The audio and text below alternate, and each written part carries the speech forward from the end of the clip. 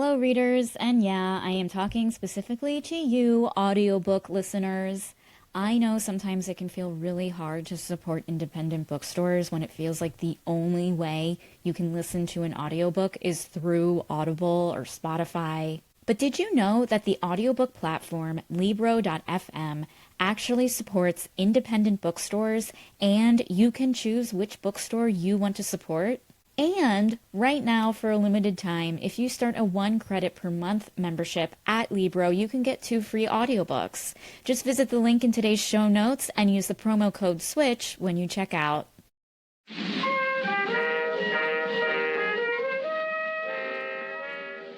Hello, everyone, and welcome to Too Stupid to Live, a podcast that reviews romance novels, usually $5 and under. I'm your host, Becky Feldman, and I hope that you're all in the mood for some grumpy aliens because they are coming in hot in this episode. They're coming straight from space, ready to fulfill all of the fantasies that you never knew you had. Today, my guest and I are reviewing the Cozy Spice sci-fi romance Sunshine's Grumpy Alien, book 1 at the Love at Hot Mess Station series by Mina Goodwin. And you know what? I feel like this title basically tells you everything you need to know about this charming and silly alien romance that I loved chatting about with today's guest. So, something that I've realized is like really cool about like openly speaking about how much I love romance novels is discovering that people that I have known for years are also readers and romance readers, and that is true for today's guest. My pal, producer director Lindsay Hendrickson Lefler is here to explore this final frontier of a love story. It is a sci-fi romance where a sunny disposition shines through even in a setting, space, where I am not entirely sure there's even a sun. But listen, we are not here as science experts, unless it's the science of love between a fictional alien and a botanist who studies space plants. That we get into, and so much more in this episode. So please enjoy this review of Sunshine's Grumpy Alien. Oh my God, Lindsay, welcome to this podcast, Too Stupid to Live. Thank you so much for having me on today. I'm thrilled. Literally thrilled. Oh, I am literally thrilled too. I feel like I recently just found out you read romance novels, and I've known you since a long time. Yeah. A long time. It's been like over a decade at this point. 100%. Yeah. Totally. I do. It is a guilty pleasure for sure because you know exactly what's going to happen and you know how it's going to end. Like there's just never a question on how it's going to be. When did you start like reading them? Like when did you start picking them up?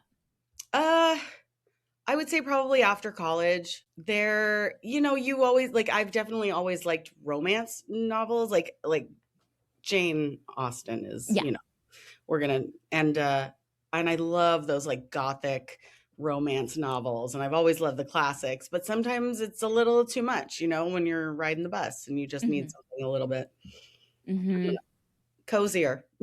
Yes, and that was like something like this book. It was very cozy. I felt cozy. This was a cozy. This was like a little couch of a book. It was definitely a couch book. I feel like I read it just in a few hours, like lounging on my couch while it was raining here. It was nice. It has been raining a lot for sure. I actually listened to it, which was an interesting ride because I found out after it was an AI generated voice, which made sense because sometimes the alien was British, but sometimes he was American. Okay, that's terrible though. Like that to me is awful. Like that's like, I'm sorry, you need to sue because like. And sometimes the voices did not match what was going on. Like they had a female voice and a male voice, like they do sometimes. Because I do tend to listen to them because I commute so much that I'm in the car all the time. So I listen to a lot of like, books on tape. I'm calling it a book on tape because I was born in another century. Which are books on tape. I'll call them books on tape. Yeah. Books on tape. Audiobooks is what they are. No, I like the big, you remember like it was like those big things and it was like all the little tapes and you like would lose all of them. Yeah. Like the plastic things that would like open. Oh, I love those things. Yeah. And it was like, I think my one thought is like, oh yeah, it teaches, I remember like taking French lessons that way. Do you know what I mean? Like it's always like, I'm learning to be a better person using these. Well, it's always the self-help, like the, what's the dude from the 90s who was the big? Not Dr. Phil. Tony something. Not Toni Morrison, but Tony. No, not Toni Morrison. But he's like still around though. Tony Robbins. There it is. Yeah. Yeah, he was big. Robbins. Yeah. He was a book on tape guy. Popular with the dads. Yeah. Yeah. And look how they turned out. No, I'm just kidding. Dads are great. No, for real. Great job, dads. Dads, you're doing great. Thanks. Yes. Well, I am like so mad about this like AI generated voice thing because like here's what I hate. Like if you're gonna use AI, double check your work. You know what I mean? Like no matter what you're generating, whether it's audio or like you're not gonna proofread to like so no one knows. No one listens to this before it goes out. Yeah. At all? No. Because if there's not time to do it, there's certainly not time to check it, you know? Right. Yeah. And it's like, come on, we need quality assurance here. I'll hire me to be your quality assurance person. I think you have a business idea there. Yeah. I will make everything you have sound as human as possible. And I'll just be like, you know what you should do? Hire a human, I think. I think that's... You're giving it away for free, Becky. No. Okay, so you said lately that you're into STEM romances. I love this. Yeah, I've been reading, I want to say her name is Allie Hazelwood. Yeah. Yeah, and I feel like I heard an interview or something where she said that she was given money or something to write STEM books because they wanted to make science sexier for women or something. And I'm like, yeah, okay. Let's make science sexy. Right. Yeah. It's like if you like it may like her books make you realize like, oh, my fantasy is to study physics. Do you know what I mean? In the lab. Can't wait to put something in a beaker. Yeah, like I can't like my set like it's like are people growing up with this fantasy of like one day I'm just going to be staying late at the lab and my old professor is going to be, you know, giving me a hard time and then I'm just going to run into a young associate professor, you know. Like... And it's just so I work at a college right now and nothing could be less sexy than working at a school. And nothing could be frowned upon more than getting it on at a school. Yes. Right? Like, so I don't know. It does make me nervous because I forget which Allie Hazelwood I read recently, but even he wasn't the professor, but like you know how there's like the part-time professor? I don't even know. But I was like, this still is crossing an maybe, I don't know. No, I don't think that even part-time professors can get it on with their students. Yeah, I don't think so. Not appropriate. Yeah, not appropriate. I love that you've been reading it because I associate you as being such a theater person. And not that theater and science are opposite. They don't have to be. But I guess maybe I see it as that. No, and I'm definitely like, I hate science. Like I definitely did very poorly in science. And I definitely had to retake my science course in college multiple times to pass it. I just can't, I don't have a grasp of it. So maybe that's why it's like a fantasy book to me where I'm like, I don't understand any of this. Well, it doesn't matter because like they could be doing any type of science. And I'm like, we're here for the love story, not the science. So they could be doing literally anything and like anything. And they could make it up entirely because I would have no idea. Like I've read maybe like 3 or 4 of them now. I couldn't tell you what happens like science wise. I don't even know what they're doing. There might have been one about food, but I'm not sure. Right. Yeah. All I know is that she just grabs him in the hallway and just plants a kiss on him. I remember that. I remember the green underwear scene. I don't know what science they were doing. No. So unimportant. It's only about them disliking each other at the beginning, seeing that they kind of like each other, they're more similar than they thought, and then them getting it on and then feeling bad about it and then getting it on some more. Exactly. Mhm. So I'm taking in that you like an enemies to lovers trope. Is that your... I guess I do. All of this, like all these genres and all the categories, I'm intrigued because it's all very like upfront for you now. Like, here's what's going to happen, and here's what these people are doing, and this is what you like. I never thought about it. Like, I never knew what was going to happen, but I guess it is true. Yeah. That's the one that I tend to go towards. Like, they hate each other in the beginning, but then they realize everything they know was based on lies It or really was, yeah. misunderstandings. Exactly. And like all they had to do, like I love it because it's like all they have to do is just get out of their own way. And maybe I relate to not be like getting in your own way, to being stubborn, and I really I love stubborn characters. Yeah, I definitely can relate to a stubborn character for sure. But also aliens because, with everything that's going on right now, with multiple presidents telling us there are aliens, and then the Congress people telling us they're aliens, but all of us are just too tired to even care. We're like, you know what? Why didn't you tell us this 20 years ago? We would have been really into it then. And right now you've just worn us out. I'm sorry. So wait, they're telling us there's alien? I'm too busy reading alien books. This week, Obama was like in his, you know how he does those like casual interviews where he's sitting back. He was like, yeah, they're aliens. He goes, I haven't seen them, but they're, yeah. And then the next day, the Cheeto was like, oh no, well, he came out, he said something that was classified that he shouldn't have said, but maybe I'll release all the files. So now he said that he's gonna declassify all of the files. Oh my God. But we know how good they are at releasing files. And right. They're gonna great job. Do you think they'll just mark out the names of aliens? Yeah, exactly. Redacted. Like a green body with like a big black box over the face. It's like we're just protecting the identities. Exactly. Have you always been like not like X-Filesy, but what were your I used to think alien. I still do. I think aliens are real. I just don't think they're interested in coming to Earth. I know we're totally awful. We're terrible.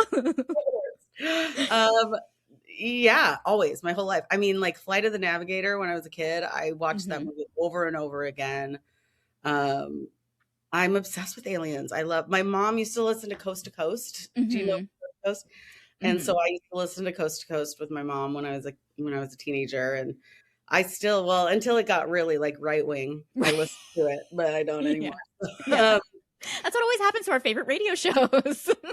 I don't like that, all that stuff kind of swings to the right, because do you have to be a MAGA person to just be interested in hearing about other things? And even if you don't believe them, it's a good story, Yeah. There were I feel like there was this era of the good old days where you could have a salacious talk show or a salacious radio show with someone absolutely bonkers, and people from both sides of the aisle would get something out of it. Yeah. Definitely could be bonkers together back in the day, but now bonkers are separate. Exactly. And it's I miss those days. It's there's something very comforting about a Jerry Springer or a Jenny Jones or something like that. Yes. Dr. Laura. All get behind. Yeah. Yeah. Good old days. Okay. So, the book we reviewed that we read is Sunshine's Grumpy Alien. I will read a synopsis real quick that I wrote literally 2 seconds before you signed on to this record just now. Okay. All right. When it comes to science labs, you think cold, sterile, orderly, but not the lab on Space Station Kepler 896, lovingly known as Hot Mess Station. It's not the mess that brings botanist Jenna Rose to her boiling point. It's Cregan, a blue, brooding, maintenance man alien, whose favorite word is basically a grunt.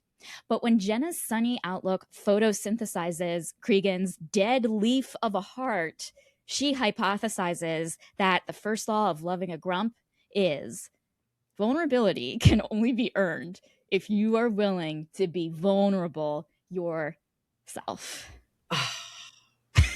So true. So true. Okay, so first impressions. This was I gave you a few, maybe one or two choices. You chose this one. What Yeah. gravitated you towards this book? Well, first of all, the cover is so silly looking. Like Yes. that alien looks so silly. He looks like Shrek. Yeah, like what's gonna happen here?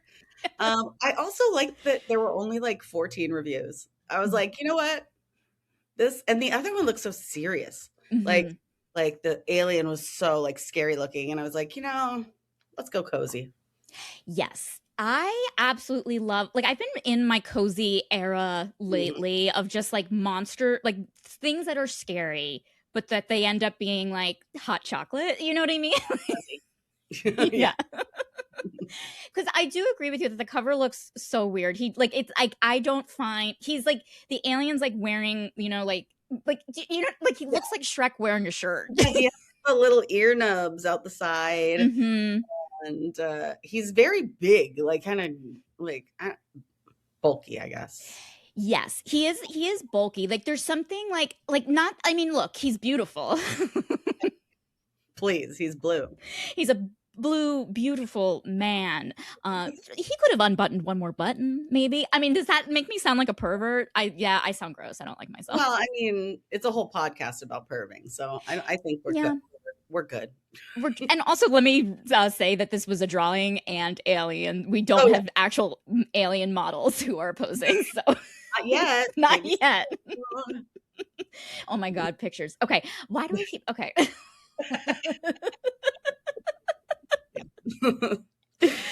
Okay, so our main character, Jana Rose, she comes to this space station, and she basically like works with like these alien plants, and she's like in this like situation where she thinks she's going out to like this space station that's gonna like make all of her career stuff come true, but like she shows up and it's like a literal hot mess. Oh yeah. I empathized with that. Yeah, I think the top says like a hot mess space station or something. Yeah. Yeah, it's a hot mess, and they keep calling it exile. Like it's supposed to be like the worst place you've ever been in your whole life. Yeah. Totally. And like for me, like it's funny because like I kept picturing like it was like the DMV of space in a way. Like you know when like you go into like a new, I don't know, like a doctor's office, and like you were on the doctor's website and you're like, this looks like it, this is glamorous, you know. Mhm. And then you go into the actual doctor's office and you're like, this is not the picture I saw. Yes. I kept picturing the like Alien, the alien spaceship where it's Yes. kind of like I feel like they were like the maintenance crew or something like that, like it Yeah. was dark, and things would spray at you like gusts of wind. That kind of situation. Yeah. I was picturing like I was picturing almost like, you know how like in hospital shows like they'll be like, oh, let's go to the bottom floor, and it's like no one really uses it anymore and it's just storage, and there's like Yeah. a light that's like in and out, and there's like boxes, like that's what it seems like. Yeah, definitely. Like broke down spaceship. Yeah. And she gets there, but he's already been there for a bit. He's already been there for a bit. We meet him, and he is just like, it's kind, he is just like this grumpy, like, but like has been like he has been exiled, like capital exiled. It wasn't he, like she's just been like pushed out in a shitty way. He was like, you cannot be in our world anymore. So he's like an exile. Yeah, and he's not taking it well. He's really over it, even though I mean I feel like he kind of chose it, but that's for another moment. Yeah. And he did choose it and all this stuff, but he like is kind of like, it was interesting because it felt like for him, like his world, like he was picturing like, it's like you remember like when we were kids or something, and like there would be like those old wives' tale, and it's like, oh, if you do this, you're going to be sent here. You know what I mean? Like it was like, and it seemed like that's what this hot mess station was to him his whole life. But like to her, she's like doing work, da da da. Like that's one of the things they hit home like a lot, though, is how like cheerful she is and how she like will be happy no matter what, Yes, absolutely. And like sometimes, like, I don't know if you run into this when you read books, but like, I imagine that this character probably grated on a lot of people, like with her Pollyanna kind of attitude. And she grated on me. Yeah. I related to her more than any other character. Do you know what I mean? Like, and that's what like, like sometimes like the most annoying characters in books, I'm like, I'm a people pleaser. Yeah. Yeah. Yeah. I would probably be that jerk too, just trying to be positive because there's nothing else you can do, you know? Yeah, they hit that one home though. Like I felt like that one was hit pretty hard. It's a pretty short book, wasn't it? Yeah, it's a novella. It was like under Oh yeah. 200 pages or something. Like it's like you can read it in like a night, and or listen to it in a car ride. It doesn't go too like deep. Yes. And like what's interesting is that like I don't mind that it didn't go too deep. It doesn't have to go too deep. I did think that there were like different parts where like I was like, well, why is that? And it has nothing to do with anything of the story. Like, and then I have to like remind myself, like, okay, don't worry about it. It's just about them. I need way more backstory here. Yes. Yeah, I was interested in Cregan. Is that Yes. Cregan, because that's not a human name. No, but isn't it a name of someone on Game of Thrones? I don't know. Isn't Cregan Stark or something? I don't know. I don't remember Cregan Stark. I could be making it up. I've been thinking things in my head that are not real lately, and so like I thought I had an aunt with a totally different name that we don't have, and that name does. My brain's going nuts. Okay, yeah, okay. I don't think there is a Cregan in Game of Thrones because I've read those books also, which are also pornography books. Those are pornography. I did read them. Actually, those are one of the first books I audiobooked. That's not a term. But fell in love with that narrator who does the books because he's like a lovely, like low British voice, and was my British voice intro. Yeah. I mean, who doesn't love a British voice? I do too. For an American girl, it's like, yay. An alien who speaks with a British accent, and I'm just like, man, that's a shame. I get it, Jenna. Yes. So like you said, this was like a really short book. But like they are attracted to each other like right away. Right away. Yes. Instant. What are your thoughts on like kind of like that insta love thing? Like, do you like it or do you think they need time to? I mean, I guess it happens, Does it? I don't know. Yeah, I guess it does.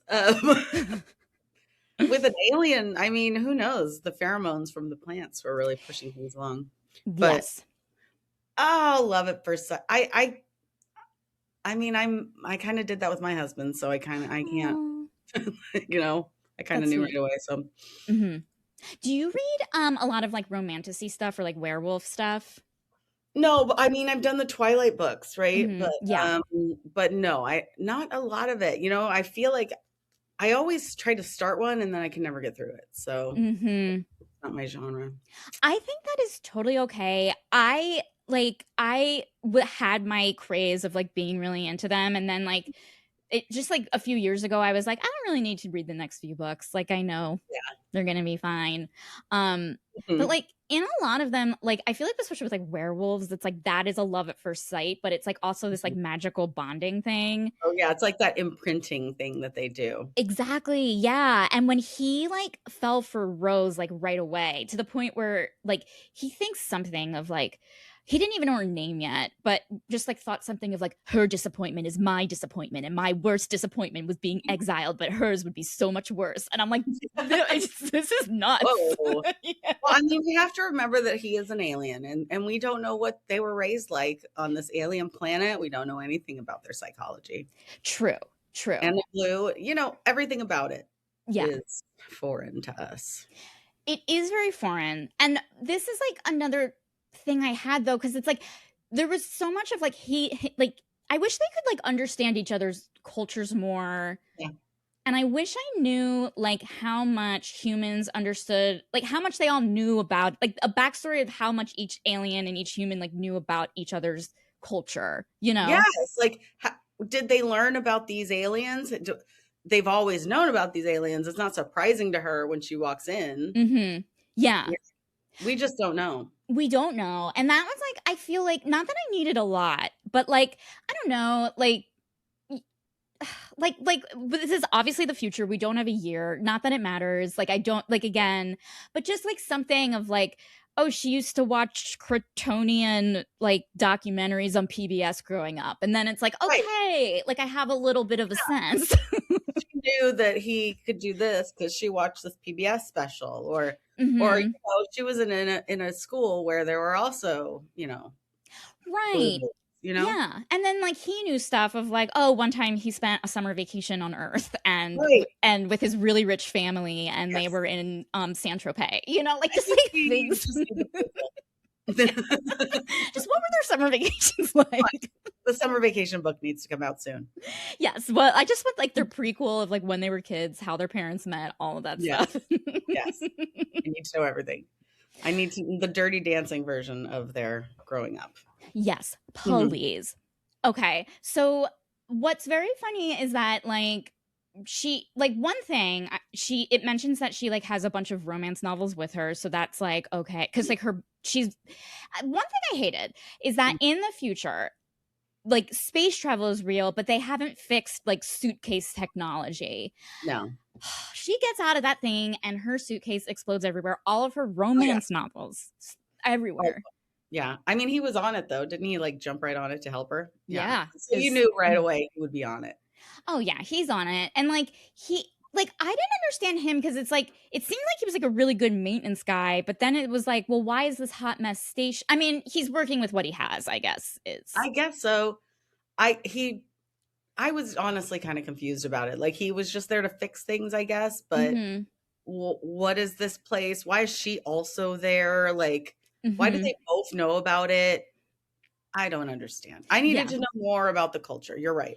Yes. And also and also like more about like what, like I didn't even know if she was the only human. I mean, this is the first book in the series, so I'm assuming she's the first human on Hot Mess Station, but like what did it used to be? Like no one, I'm sorry, but no one's going to build a science lab in space and be like, I'm going to build the most decrepit science lab. You start off with like a grandiose plan. Yeah. What was it before? Right. Why did they even build it? Why is it still going? And why are they sending humans all of a sudden? Exactly. And like, why is it? And it seemed like for her, like going there, like working at Hot Mess Station is like kind of like a joke, you know, like it's like she like is always passed over, people pleaser back on Earth, and it's like, oh, let's send her off, and like she knows that's the case, but like was it once like a cool place to go? Like I don't know. Yeah. Was it like the place that they discovered, you know, some incredible new ion? I don't know what an ion is. Sounded right to me. This is why like they could say anything and I'd be like, that's interesting. Okay. Yeah. She is a botanist, and she honestly is working with, at first I thought she was bringing earth plants to this station, but then it seems like first of all, where did the plants come from? That was a question, because she's a botanist studying these crazy horny plants. Right. And I didn't know where they came from. I didn't know if they were there already, or if like she had planted them, or why they needed to be there, or why do you need horny plants on a space station? And those plants, man, there was more talk about the horny plants than them. Yes. I was like, okay, like I was kind of stunned by this. Like something that like truly, truly stunned me was, I know that like I did look this up yesterday. I went down my Wikipedia rabbit hole. Plants do have sex organs. And I vaguely remember learning about like photosynthesis or whatever the fuck, the stamen and the pistil, vaguely. But like these plants are like, it just seemed like these were like humanoid plants who were fucking each other. Like it was like talking about it like throbbing and like pulsing and like spitting things out at them. And and it was dirty. It was so dirty. That part was going to be dirty too. And it was unexpected. And there was a part where these plants are like having their dirty, sexy stuff, and she's like watching it with Cregan. They're both like realizing they're attracted to each other, all this stuff. And to be fair, it's a little uncomfortable. So I'm going to show you some pictures of horny plants. I'm going to share my screen real quick. I'm going to show you pictures of horny plants that I found. Please. You have to tell me if you were with your alien boyfriend, or no, your alien love interest. Say that's like your first date. Alien crush. Your alien crush. How uncomfortable would you be? Tell me. Okay, TV plant descriptions. Oh. Okay. Oh. So how uncomfortable? You're looking at this with Cregan. Like these two. One's like lips. The other one is very phallic looking. Like, would you be uncomfortable looking at this? I'm uncomfortable right now looking at this. So yeah, probably. Okay, get ready. So here is a description from the book. And I looked up stamen. There's this line of, his stamen extended, thick and prominent, pulsing with a rhythm that made his mouth dry. I tried to find a stamen. I feel like nothing about a plant doing that would turn me on, you know? No. And are the plants moving? Like, is this like what's the movie? Little Shop of Horrors? You know what I mean? Like, can they talk? So I became my pandemic thing was that I became a plant person. Like some people had bread, you know. Yeah. I was obsessed with plants. And around that time they had the Huntington has that big like death plant, the corpse plant. And it does like move, but I feel like that was the one that you showed at the beginning. Oh, this this one. That one, yeah. And then they're huge and they smell terrible. That's the thing also, like it's supposed they gotta wash. Becky.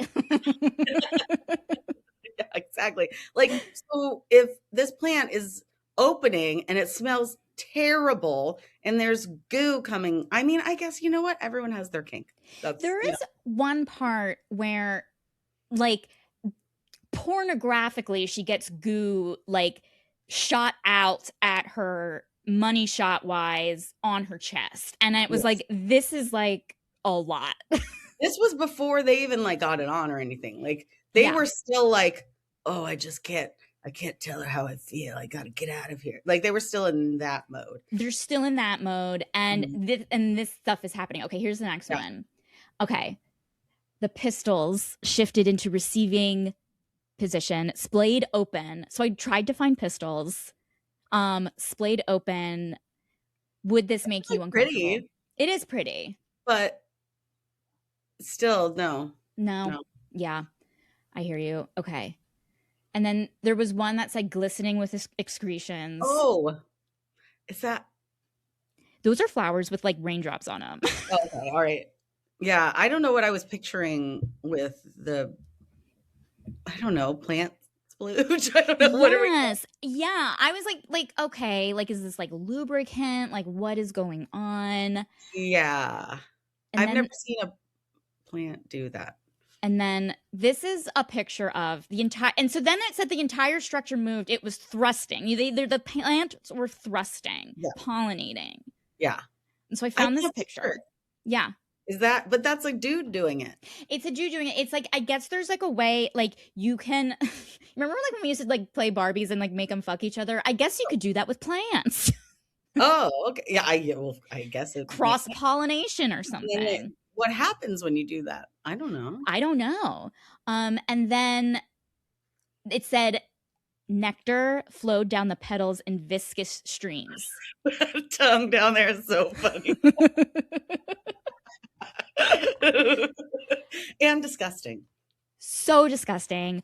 But like it was like these plants were lubricating themselves and jizzing. They had more fluids in them than the Atlantic Ocean. I feel like no shade to this writer because you know what? I'm proud of her for getting out there and writing this. But I feel like she was more turned on by the plants getting it on. Honestly, I was more turned on by the plants getting it on. I mean, sex was very descriptive with the plants. She was descriptive with the sex, but not as like poetically. No. Like, and then this is This is the final one. This is the stamen contracted and expanded, driving deeper into the waiting pistils with each pulse. Yeah. That's, I mean, yeah. Yeah. I don't even know what to say, honestly, at this point. I don't either. But it just goes to show you everything gets horny, I guess. I don't know. Yeah. I don't know. Mean, do plants get horny? I don't, I was like really fascinated by this. I got really stuck on the plants. I'll be honest with you. I really feel like that was the part that she gave the most to. Yes. Yeah. Which, you know what? Like, I kind of like, I do appreciate, because, there is something very funny of like, you like someone and you're attracted to them and you don't know what to do. And then you see something incredibly graphic and you're like with each other. Like, there is a fun, tense moment to that. Yeah. This fun, tense moment happened a gazillion times and happened maybe a beat too long. Yeah. To the point where I was like, do flowers have like parts, or do plants have parts that like look like penises and vaginas?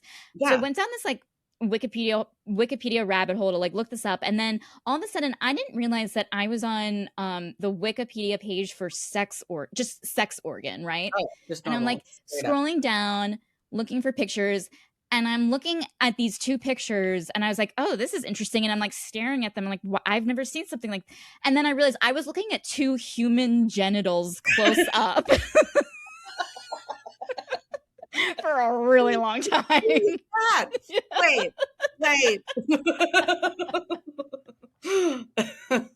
Yeah, I kept wondering, like, I was like, does this happen? Like, I was picturing, like one plant like reaching out to another and like grabbing it, but I don't know if that happens, or is that what's special about this space station? Maybe like it's like they didn't even say like, are these like where the plants are, like, are they from Sex Planet or whatever? And why are they doing it? Yeah. And I will say though, like, which I thought was going to happen more, but I do like the idea, like, there was that one part where it was like the pheromones were in the air and they both got really horny for each other. That was hot. That was hot, but they didn't do anything that time. They walked away. They don't do anything until they're like trapped in the small place from the contamination, I think. That's right. Yeah. Or don't they have like a first kiss when he like makes her something, he kisses her or something? Yeah, maybe. Well, he like does something really nice for her. Yeah. He helps her.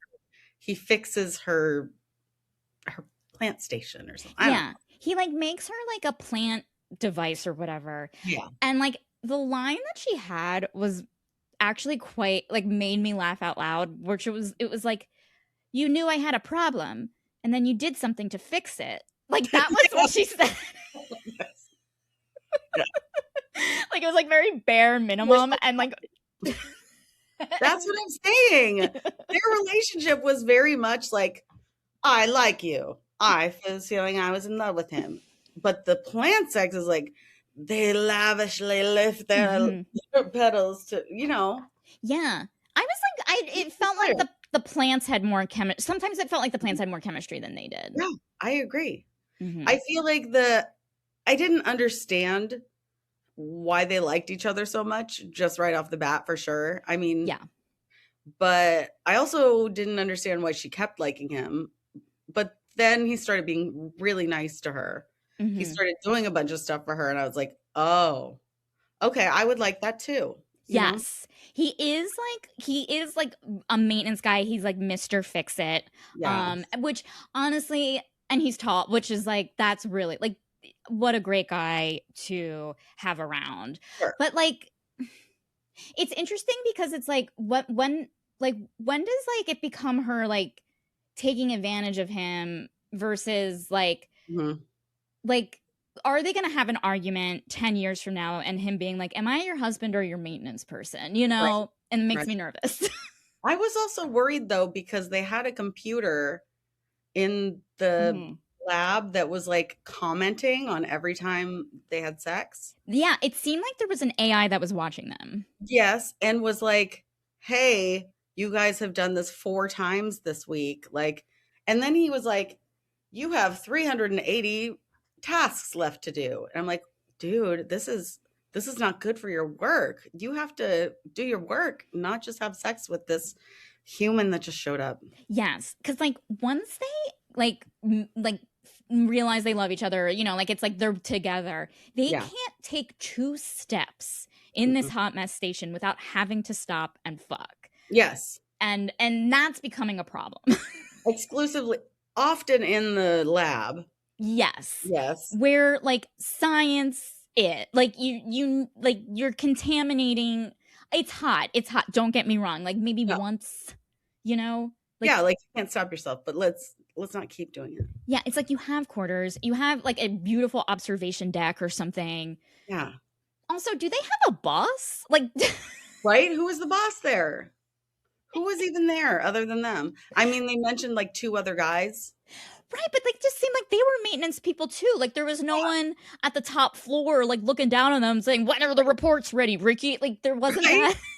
She was like exiled there. Like was she the boss? Well, wait a minute, because that's interesting, because that would like kind of it felt like she was beholden to something though. Yeah. People pleasing. Yeah. But she was supposed to be like this brilliant scientist, right? Right. Yeah. But like, doesn't she say something? Well, this was like another thing. It was like, are you like, what? Like, because there were times where she was like, no one really likes my research because it's so niche or something. And then it's like, but she's brilliant. And not that this matters. Again, this doesn't matter. But I'm just like, well, who's putting this pressure on you? Because it feels like you got kicked out of the cool kids club and you're just putting all this pressure on yourself when you can just be having fun fucking an alien in a space station. Like, who's your boss? What is the timetable?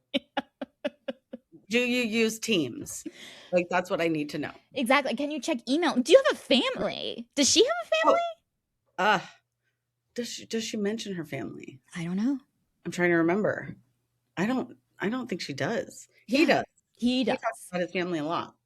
He has a family, and he's like from this planet where it was like very like it feels like it's like stuck in the past in a way where it's like you must marry for you know like we're like kingdoms almost. Science. Yes. Yeah. And so like and the reason he left was he was in like this like he was going to be forced to get married to like a woman who's from a prominent family, and he's from a prominent family, and that is why he left. Yes, it was an exile thing only because he didn't want to marry someone. That's right.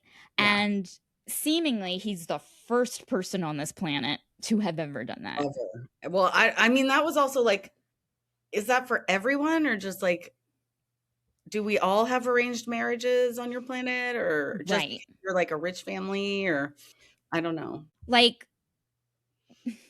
do you think, okay, there's a part where he was like, you know, like he there's like the main crisis in this book is like he gets this call from his family and saying like, you can come back, be unexiled if you you know, decide like there's a new woman you can marry for an alliance, blah blah blah.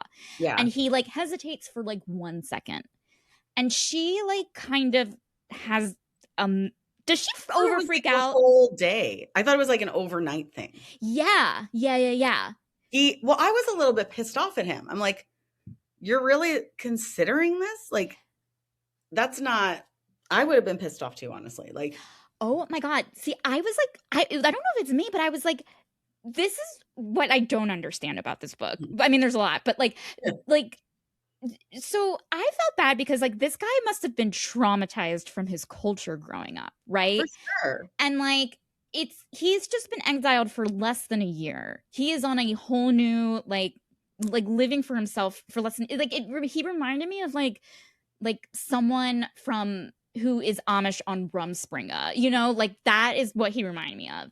And he had that hesitation, and I'm like, should she have had more empathy for him given that he hesitated? I mean, I don't know. I see what you're saying. I see that. But at the same time, I'm kind of like, oh, if we have this amazing connection and then you get a call from your family and you just instantly are like, I guess you're right. I don't know. Maybe I'm too sensitive. No. Well, I mean, listen, you're in a loving relationship. You fell in love with your husband first sight. I'm doing it wrong somehow.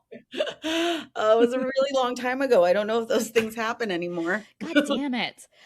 But also I think like the pacing of this all also is like I feel like the whole thing happens in the span of a week. So I'm kind of like, Yeah. where is reality here? Who's right? Who's wrong?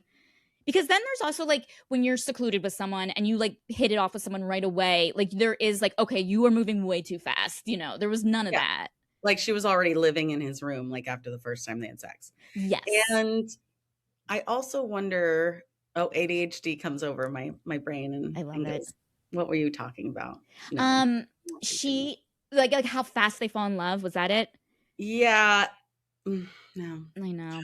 It's gonna come back. Call me at midnight. At some point, right? We'll get back to it. When I'm off. But no, but she like moves in right away. She has like other plants that her like normal plants, I guess, that she like brings in that she names Edgar or something. She names him Edgar because there's some sort of E in the name. Yeah. Mm-hmm. Where did the plants, like, that's the thing. The timeline was really confusing. Like, did they grow there? Did she have them already? Did she bring them? The timeline, I didn't know how long they had been there. Mm-hmm. They seemed like they were in a routine. I don't know. They got to the routine. Yeah. But it was like, they were already like, felt like they were like kind of like living the rules before they set the rules, you know? Right. And who was making these rules? We don't know. We don't know. We don't know. And like, also, I'm still confused about this scientific study that she's part of. Yeah. What's the end game? So niche, who wants this? Yeah. And I'm like, it costs money to send someone anywhere for work. Right? Obviously, there was like some level of investment of you put her on, not a plane, rocket or whatever, to send her off. You're on someone else's dime, even if you're giving her a shitty time. Right. Like someone's invested in this. Housing, you pay for her food. Mm-hmm. Oh. Yeah.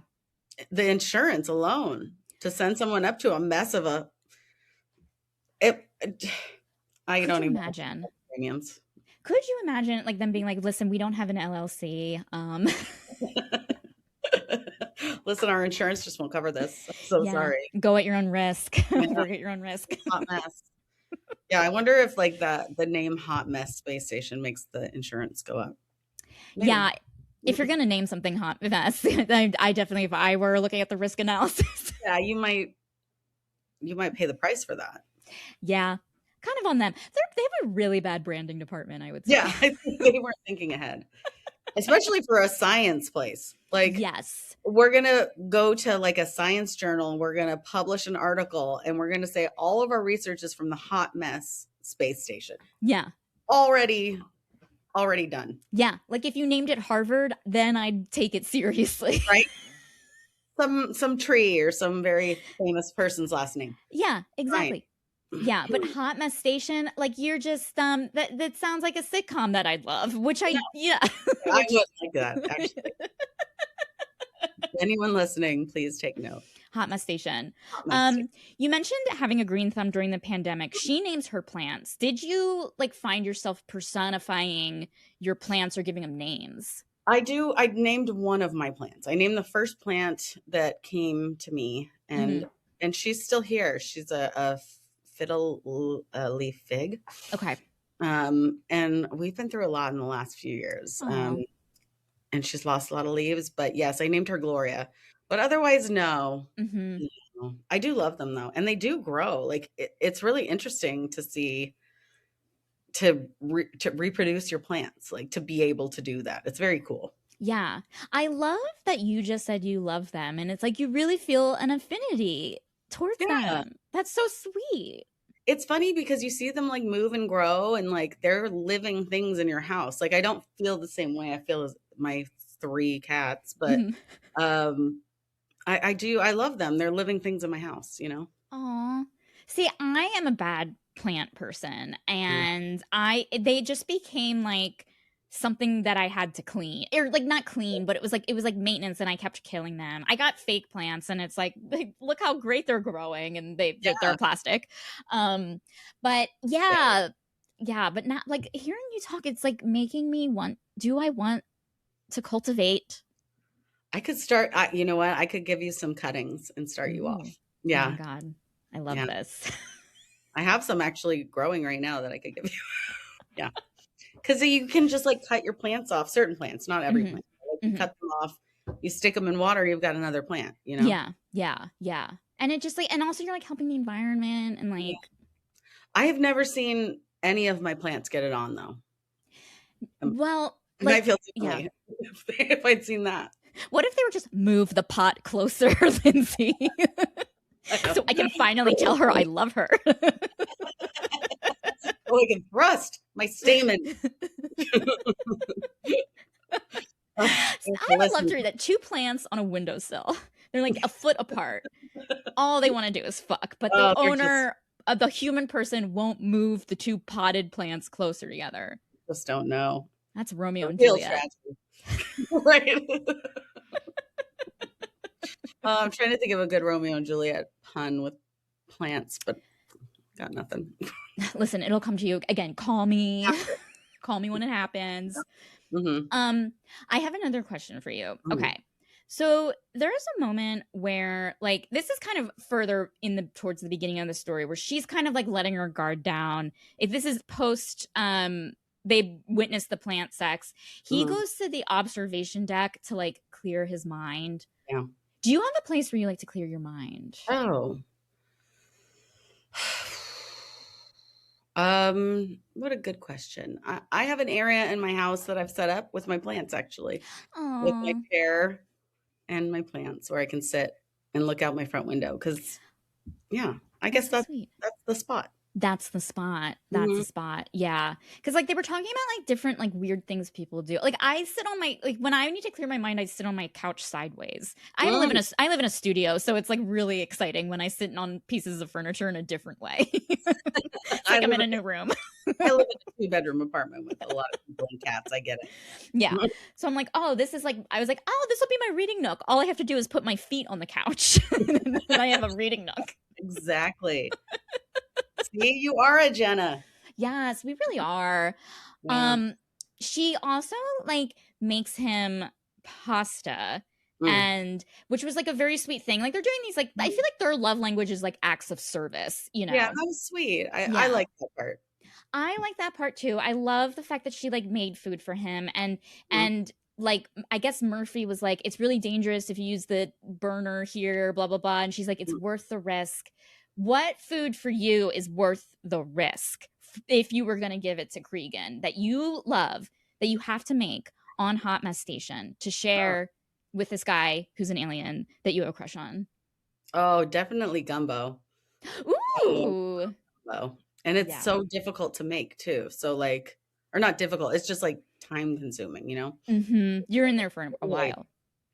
yeah. So yeah, I would say gumbo. Mhm. But I don't know if I would trust shellfish on a space station, especially hot mess. Space station. Yeah. They're definitely not plugging in that Yeah, refrigerator. maybe just a sausage gumbo. No. Yeah, yeah. Or like I mean, I know vegan gumbo isn't really a thing, Mm. right? Is that a thing or no? No. I mean, I guess you can make gumbo of anything. Mhm. Mhm. It's more of a idea than a set. I That's don't know. exactly what they What are you thought. saying? I'm not even from I have an idea. listen. I know everything. No. So, okay. Finally, like, there's this lesson that, like, Cregan needs to learn of, like, okay, like, Jenna wants him to be like, I want to be with you. I'm here to be with you. But I need you to, like, choose yourself. Or, like, what was it? Like, choose yourself before you choose me or something. Yeah, she wanted to know that he wanted to be there and that Mm-hmm. he wasn't just doing it out of some sort of obligation, I guess, or that it was what he wanted rather than what she wanted, you know? Yes. I get that, I guess. I Yeah. get that too. And it's so interesting because it's like, how do you prove that? Jenna seems to me like an overthinker. And it's like, okay, how are you going to prove that to Jenna, who's going to like think her way out of it, you know? All he really said was that I wanted to stay, and she was like, "Yay!" Like it Yeah. wasn't hard for him. It really wasn't. He Yeah. like fixes up her lab a little bit, like one night. He stays up all night, right? Yes, he stays up all night and he like puts in new storage. Like, he makes it cute. Yeah. He beautifies it for her. He definitely makes it, more her, if you will. Mm-hmm. And it was like, okay, he did that. And that was the thing that like got her to come around. Yeah, I think so. Mm-hmm. Meaning like kind of like placing them there longer, kind of.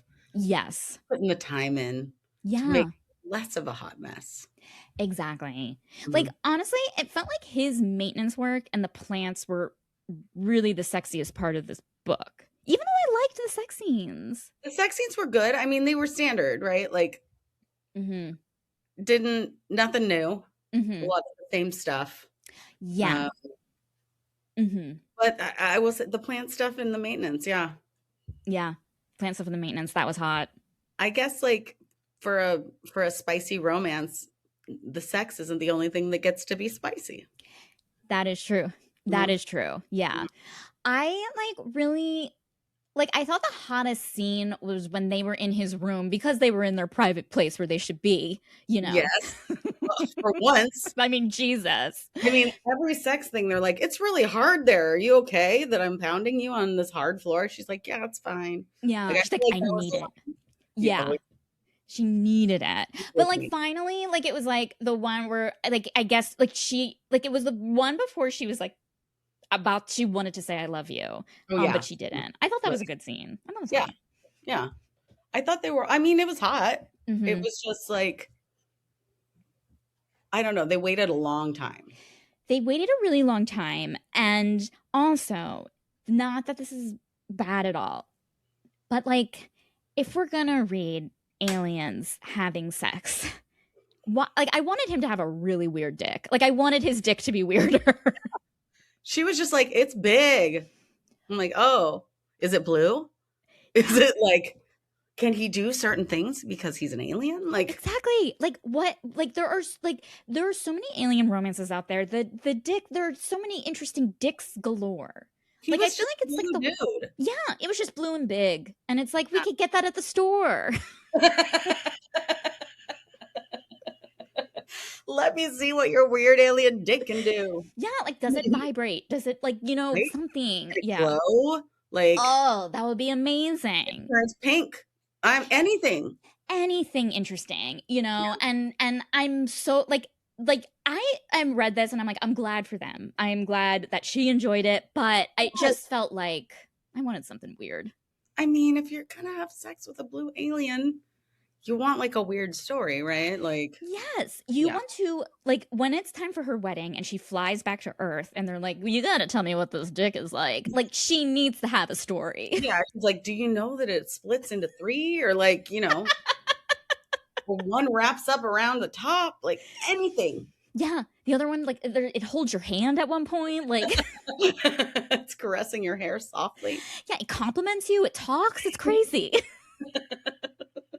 Yes. There are so many possibilities in this book that were unfound. Yeah.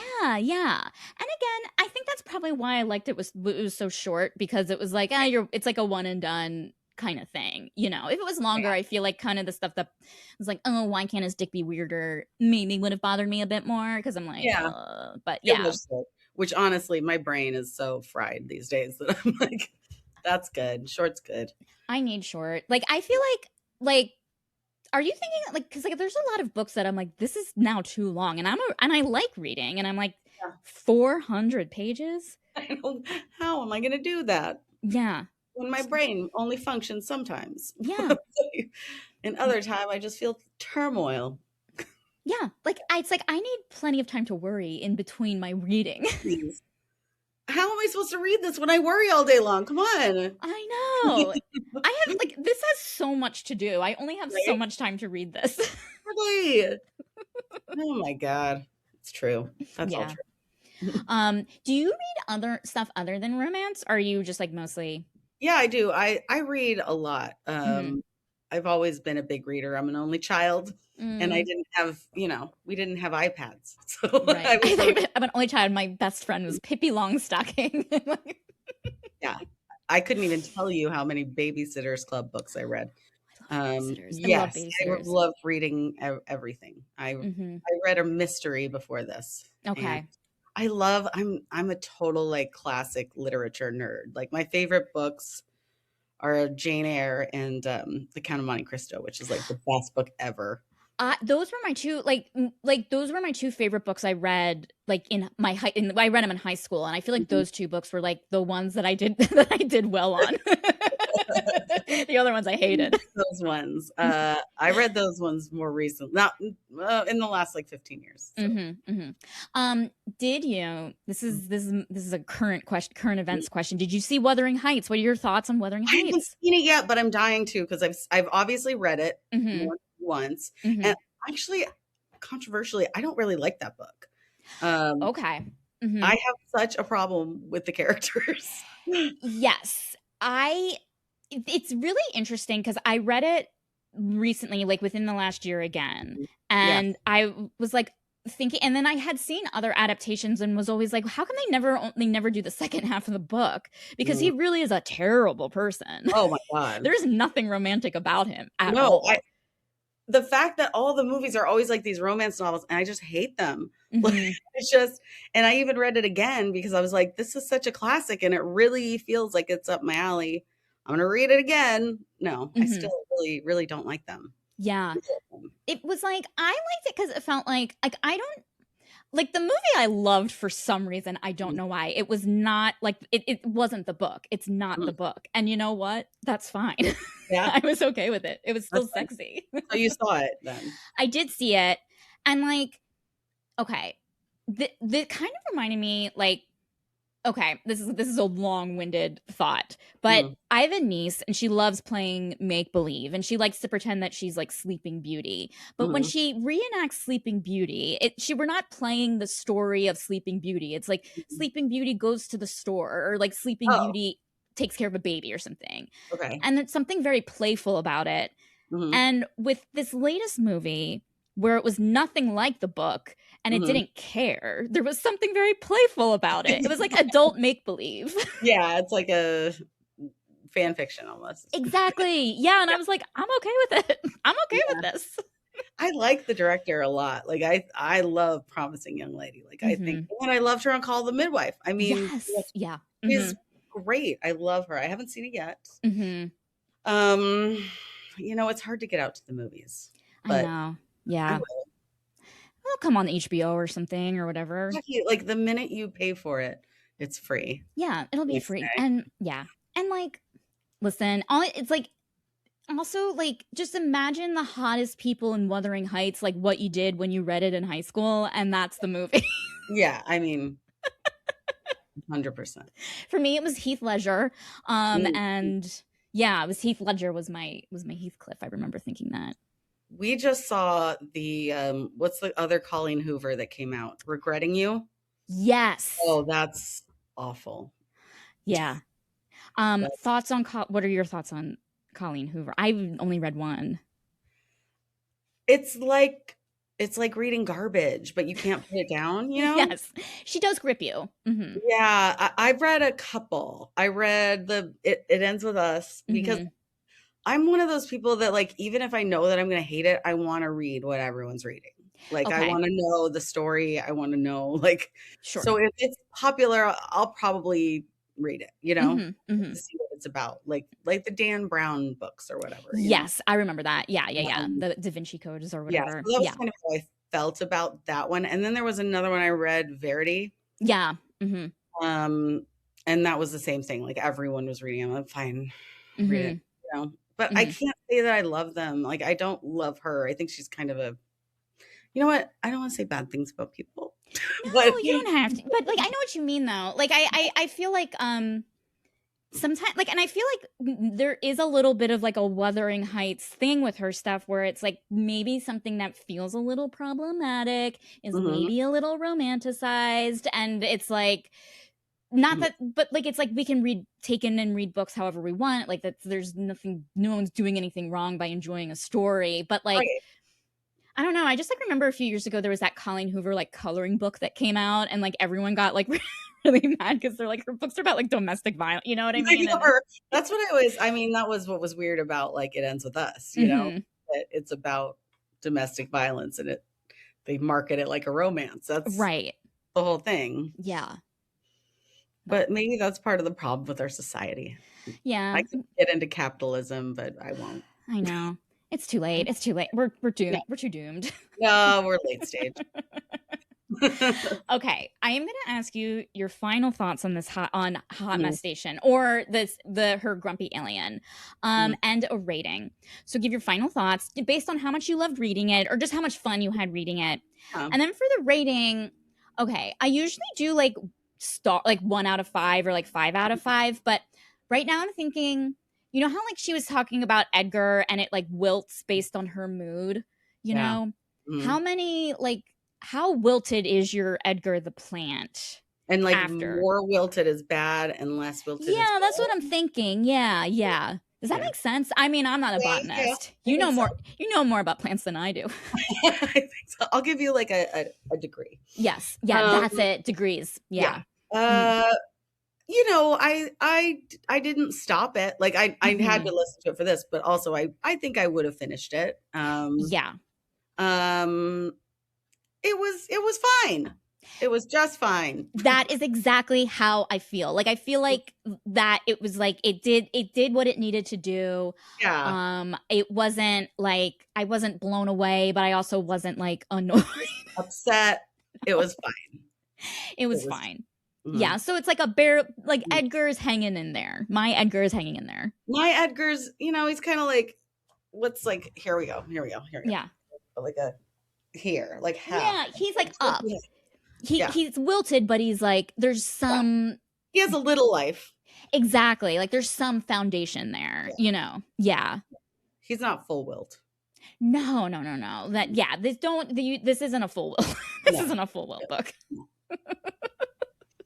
No. So if you want a non-full wilt book, read this one. Yes, just a fun. If you like alien romance and you just want the dicks to be normal, this is also good for you too. If you're like, I really want an alien dick, but I don't need it to be weird. Then definitely get this series. I feel like that's a really good endorsement for the Hot Mess Station series. And it is a series, isn't it? Yeah, there's like, because it ends with like a new lady scientist coming on. Yeah. There's a part of me that's like a little curious. Always, right? Yeah. That's how you get sucked into these things. I know. Yeah. Because haven't you noticed? Like, I sometimes feel like the second book of a series is always like really good. Like they get it. They're in their flow, you know? Yeah. Yes. I love a good series. Yeah. It's comforting because when you end a book, that's always so sad. I know, because it's like you don't want to leave. It's like your summer camp's over or something. Yeah, like I still miss characters from books that I've read where I'm like, oh man, I get to know what they're doing. Yeah. And like, I know that like when I feel that way and I'm like, I know I can always go back and reread it, but you know, sometimes it just doesn't feel the same. Yeah. Yeah. Yeah. I know.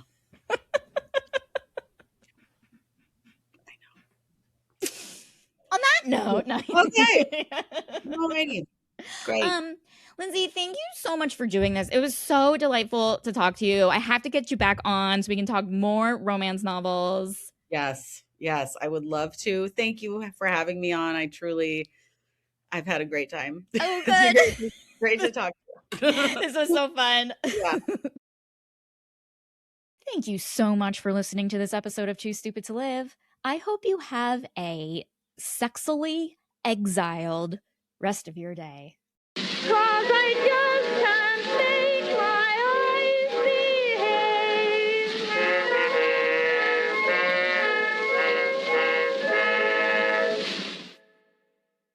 For links to the book that we reviewed today, be sure to check out the show notes or visit the episode page at tstlpodcast.com. Too Stupid to Live participates in affiliate marketing programs, including Amazon Associates.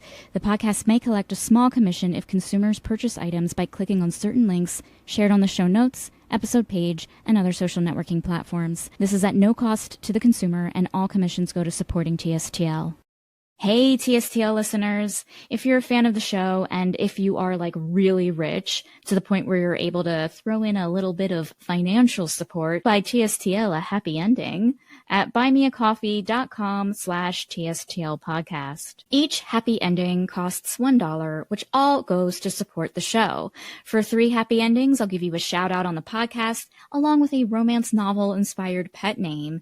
And for 5 happy endings, you'll get a shout out plus a TSTL bookmark in the mail as a thank you gift. You can check out the different ways to support the show at tstlpodcast.com/support.